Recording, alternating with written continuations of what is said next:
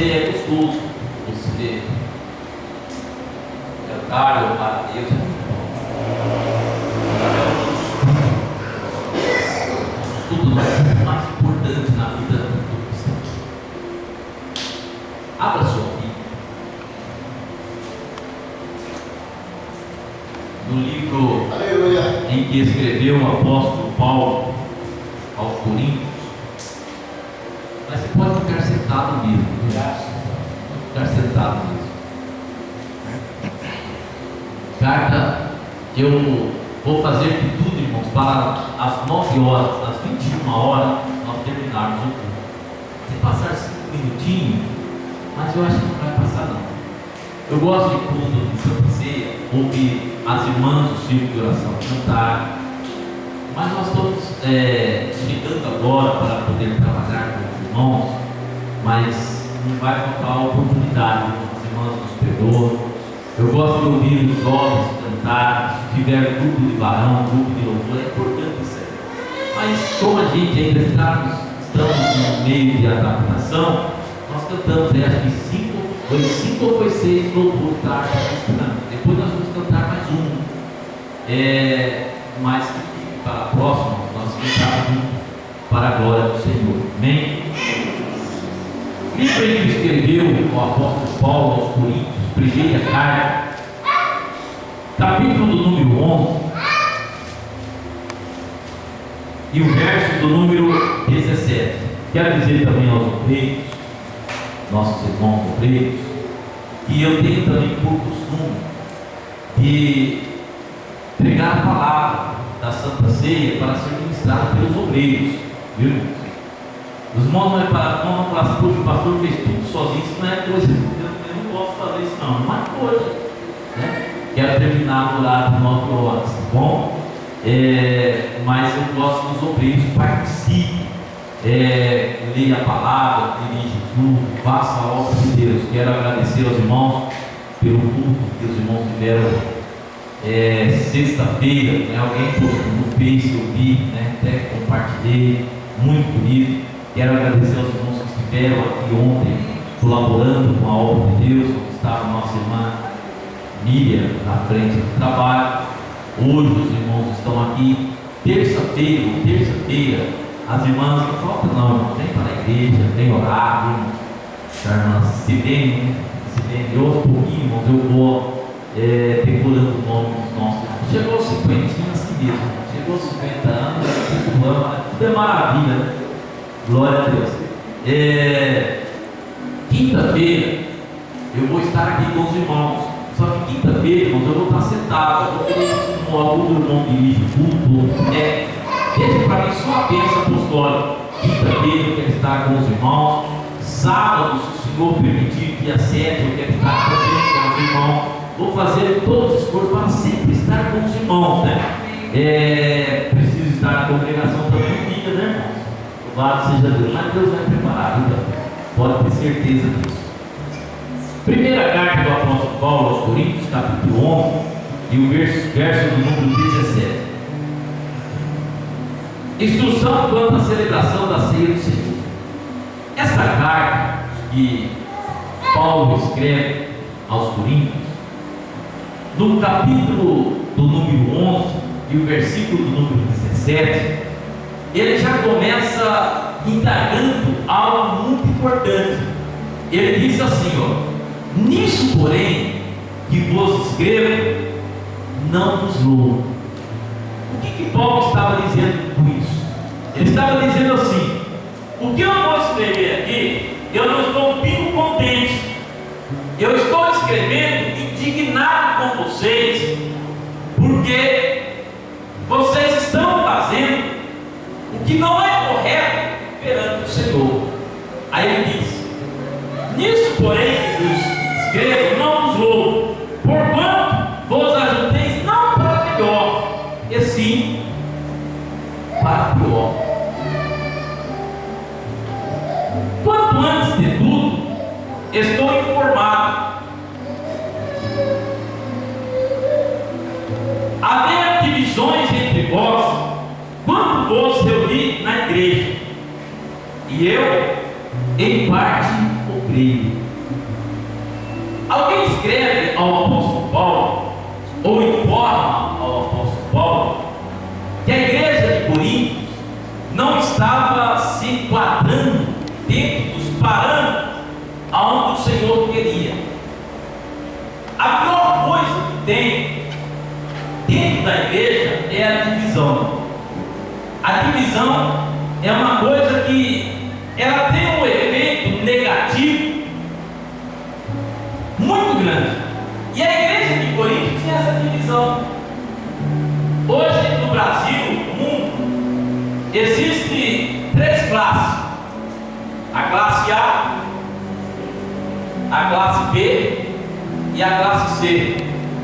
A classe A é a classe dos magnatas, dos ricos, das pessoas que têm dinheiro, daqueles que só andam nos ares, né? Essa é a classe A. A classe B é uma classe que não é igual à classe A, mas é uma classe que tem os seus privilégios.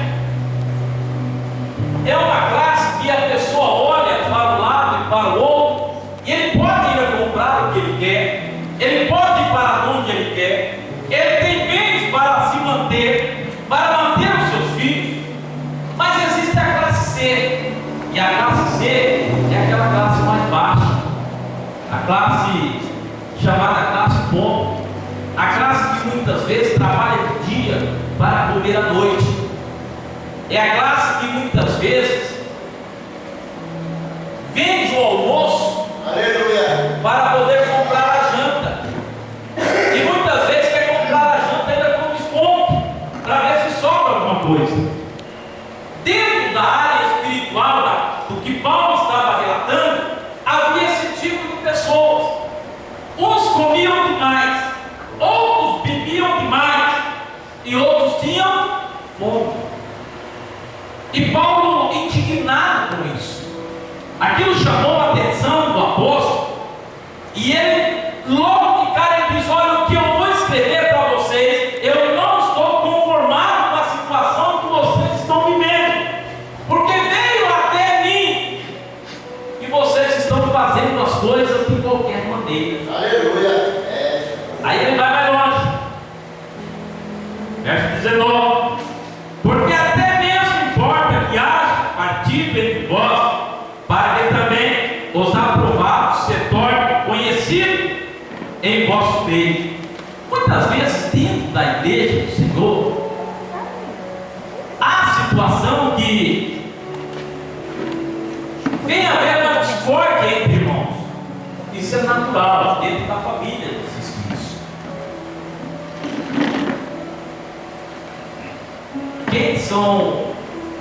Quem tem mais do que 2 irmãos, mais do que 2, é bastante gente, mais do que 4, nossa, bastante gente, mais do que 6, nossa, mais do que 8, 3, 4, só tem 4, mais do que 10 irmãos. Quem tem mais do que 10 irmãos? 4. Quem tem mais do que 14? Permaneceu 2. Quem tem 16? Só eu. Nós somos em 16 irmãos. Bate o recorde. Baiano misturado com espanhol. Imagina o que não dá. Baiano misturado com espanhola, né? 16 irmãos. Agora vocês imaginam esses 16 irmãos convivendo numa mesma casa. Aquilo era briga, era tapa, pé do vidro, chute, coisa, para tudo quanto é lado. A coitada da velha espanhola sofria, né? A briga entre irmãos muitas vezes há contenda. Isso é natural. Mas quem já viu o irmão ficar de mal do outro irmão por muito tempo? Isso é raro. Pode ser que aconteça em alguns casos isolados, mas é difícil. Tem irmão que muitas vezes quer matar o outro, mas no outro dia, mesmo que eles não estejam conversando,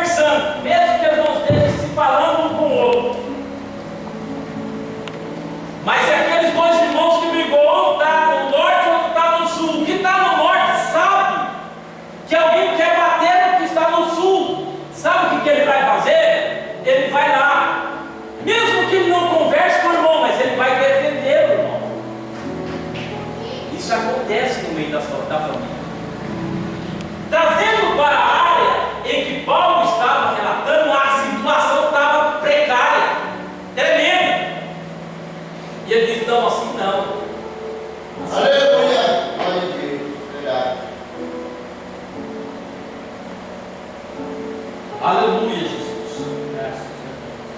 Quando, pois, vos reunir no mesmo lugar, não é a ceia do Senhor que comeis, porque ao comerdes, cada um toma antecipadamente a sua própria ceia, há quem tenha fome, e ao passo que há também quem se embriaga. Não temos porventura casa para comer e para beber? O povo estava dizendo isso.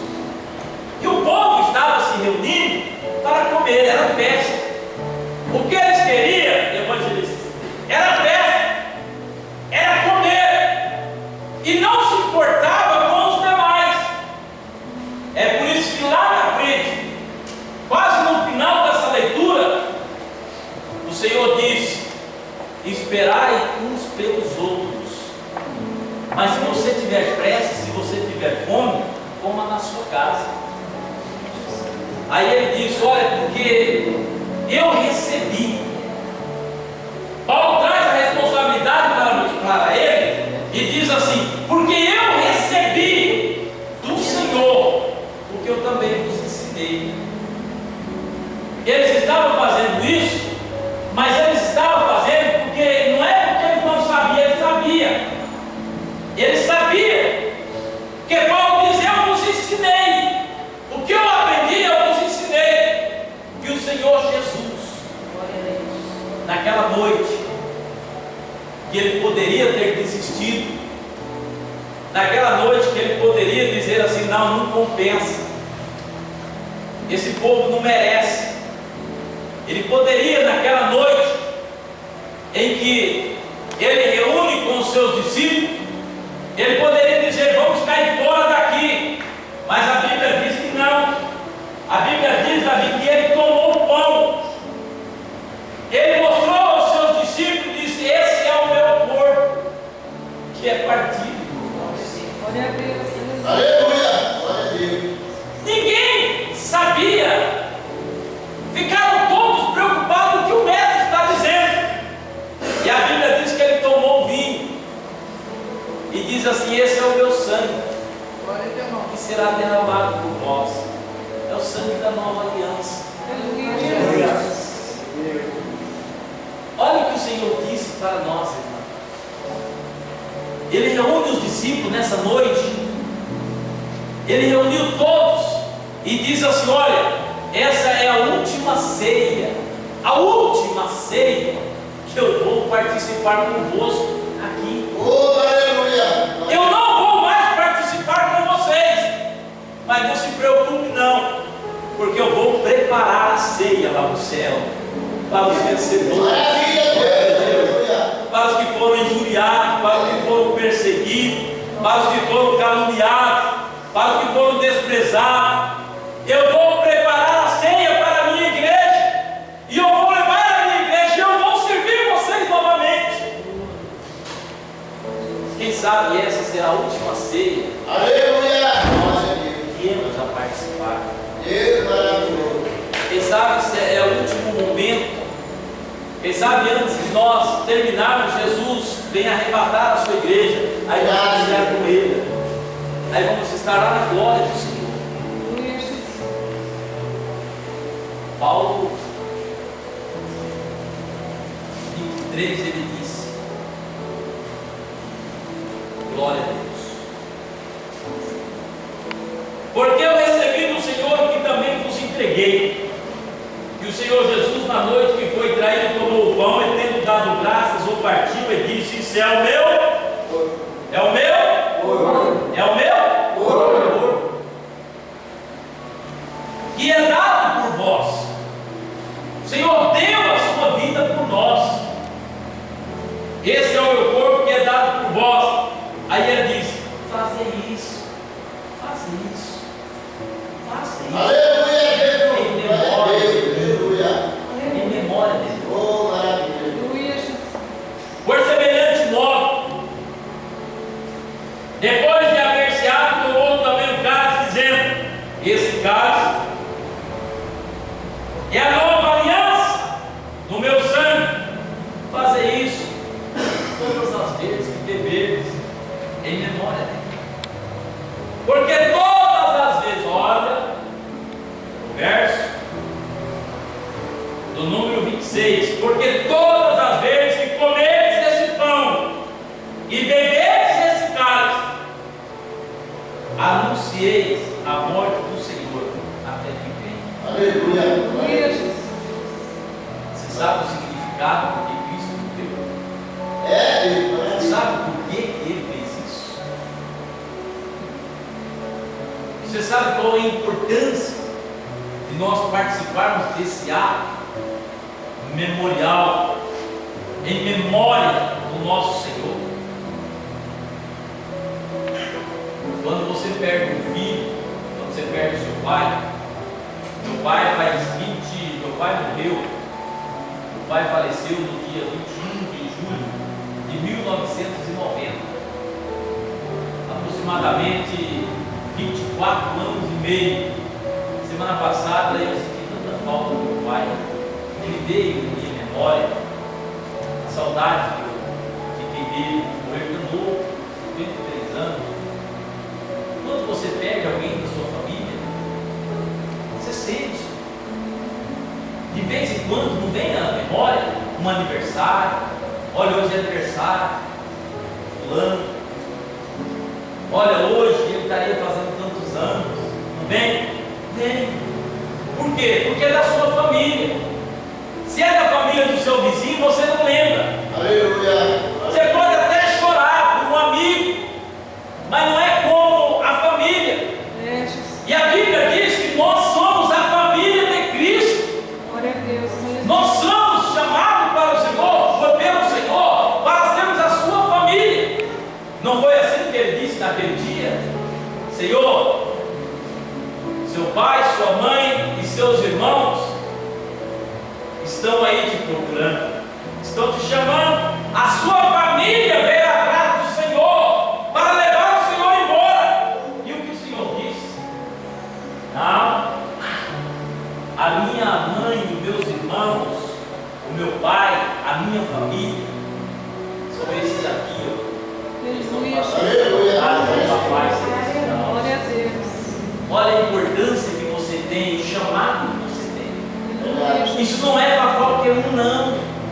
Você tem um privilégio muito grande lá no céu, diferente da terra, porque na terra, vamos supor que isso aqui seja uma pedra muito grande, uma pedra brusca, e todo mundo até desviava dela, vai como até você, escorava nela, desviava, chutava, todo mundo apenas via uma pedra muito grande, mas o Senhor lá do céu olhou para você diferente.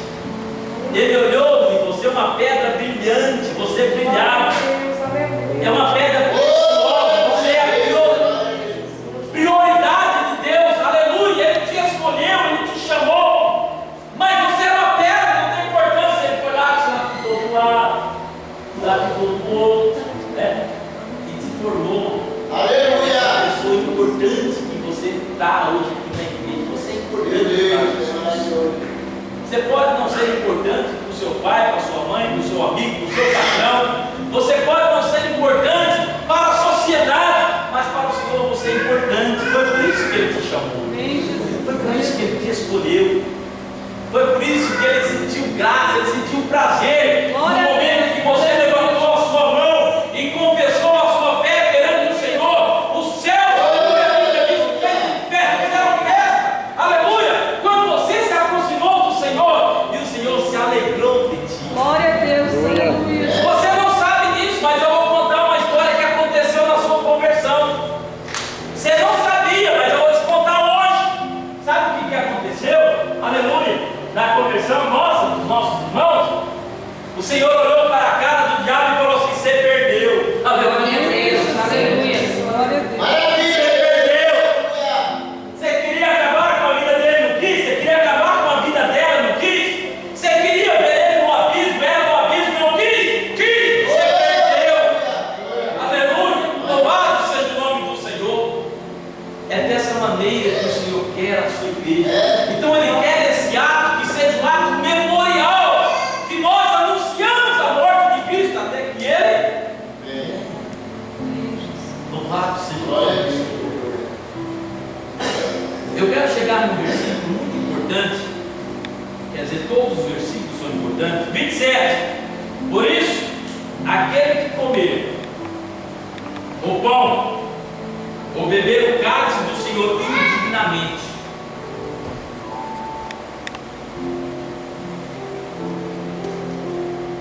aquele que participar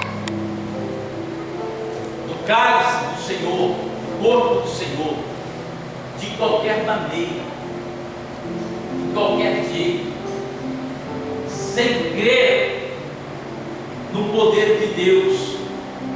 Irmãos, eu já vi pessoas ser curadas quando participa da ceia, pessoas receber cura da sua carne ao tocar na ceia do Senhor. Sabe o que isso significou? Que isso aqui foi um remédio para a sua vida, não só a sua vida espiritual, mas a sua vida carnal também, material. A pessoa saiu saltando de alegria do milagre que Deus na vida dele quando ele tocou na ceia do Senhor. Mas isso também pode se tornar um veneno, porque a Bíblia diz que há muitos que dormem, muitos fracos e doentes, e muitos que dormem. Por quê? Porque não examinou a si próprio. Aí eu quero chegar no verso número 21. Eu quero que você acompanhe comigo o verso número 21. Glória a Deus. Eu pedi 5 minutos, né, irmão? Tá mais. Verso número 28. O que está escrito aí, meu Deus? Eu? Sim. Examine-se, pois, o homem a si mesmo, e coma deste pão e beba deste cálice. Tem alguma Bíblia que a tradução é diferente? Leia sua. Examine-se, pois, o homem a si mesmo, assim como deste pão e beba desse cálice.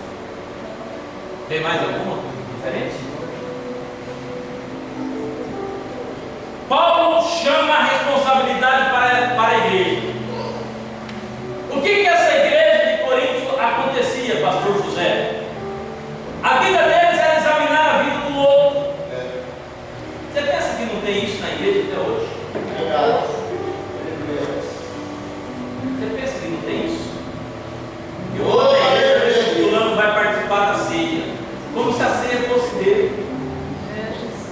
Eu vou lá na igreja ver se a fulana vai participar da ceia. Eu quero ver, como se a ceia fosse dela.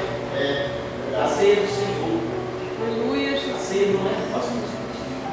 A ceia não é do diabo, a ceia é do Senhor. Quando Paulo diz assim, ó, examina-se o homem a si mesmo, não é momento do Ademir examinar a vida da sua digníssima esposa, não. Esse momento, Ademir, esquece a sua esposa. A Bíblia está pedindo para você examinar você próprio. Osmar, não é o momento de você examinar a vida da sua esposa, não. A Bíblia está dizendo que nesse momento você precisa examinar a sua vida. Que é a sua vida que o Senhor quer que você examina. Examina-se o homem a si mesmo, e assim coma desse pão e beba desse. Glória a Deus. Glória a Deus. Há pessoas na igreja que ele comete um pecado. Para Deus existe pecadinho? Sim ou não? Não. Existe pecadão? Não. O que para Deus existe? Pecado. Pecado é pecado. Agora existe a consequência do pecado. Existe consequência. É igual crime. Se você matar alguém, você cometeu o quê? Um crime. Sim ou não? Você matou alguém, você cometeu um crime. E se eu for lá no mercado, aqui, no mercado escondido, né?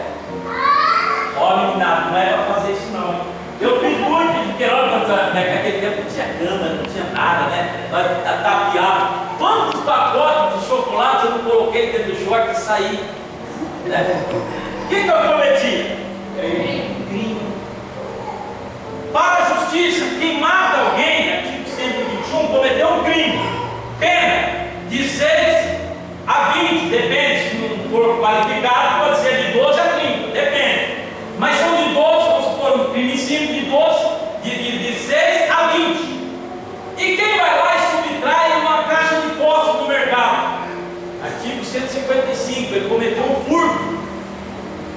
ele não vai preso. É um crime de pequena, chamado crime anão. E ele vai lá pagar uma cesta básica, prestar um serviço para a comunidade, né? Mas cometeu um crime. Então existe a consequência. Assim também é na área espiritual. Às vezes você comete um crime muito grande. E às vezes nós achamos que pecado dentro da igreja é só matar, roubar e adulterar. Não. Existe um pecado, irmãos, que está matando muitas pessoas, que é o pecado da omissão. O que é omissão? Quem pode definir o que é omissão?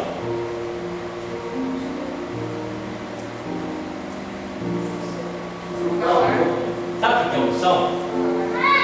Omissão, vamos voltar para a área material. Você vai indo com o seu carro, você vê um cara atropelar, ou você atropela alguém, deixa a pessoa lá e foge. Você cometeu um crime de omissão de socorro. Você deixou de socorrer aquela vítima. Você deveria prestar o socorro, mas pastor, só para quem atropelou? Não. Se você não socorre alguém que está doente, você pode ser enquadrado no crime de omissão. Você deixou de fazer. Trazendo para a área espiritual, muitas coisas você pode fazer para Jesus, você pode fazer para a igreja, e você se omite em fazer. Aleluia. Eu não vou fazer porque eu não sou pastor, eu não vou fazer porque eu não tenho cargo, eu não vou fazer porque eu sou menos olhado na igreja, ninguém me olha. Mas o importante para nós é que nós nos diminuímos e que o nome de Jesus cresça. Eu quero dizer para vocês, irmãos, que o importante não é eu olhar para vocês, não.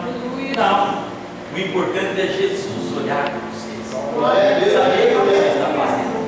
Não precisa você dizer para mim, pastor, eu levanto todo dia 3 horas da manhã e oro. Não precisa. Você não está orando, não é eu que vou responder a sua oração. Você está orando para Jesus. Jesus está vendo. Jesus está chegando. Então, quando o Senhor diz examine o homem, ora, Ele está pedindo para você examinar a sua vida. É a sua vida, não é a vida do irmão. Aleluia. Tempo não perdoa o pecado. Eu não vou participar da ceia hoje porque eu cometi uma falha, eu cometi um erro, eu cometi um pecado. Eu não vou participar da ceia porque eu fiz alguma coisa ontem. Eu vou deixar para 30 dias, como se esses 30 dias estava a sua punibilidade do pecado que você cometeu perante o Senhor. A Bíblia diz o seguinte: aquele que confessa o seu pecado e deixa, alcança misericórdia. Então nós vamos alcançar misericórdia. Aleluia. Se coloca de pé em nome de Jesus. Glória a Deus.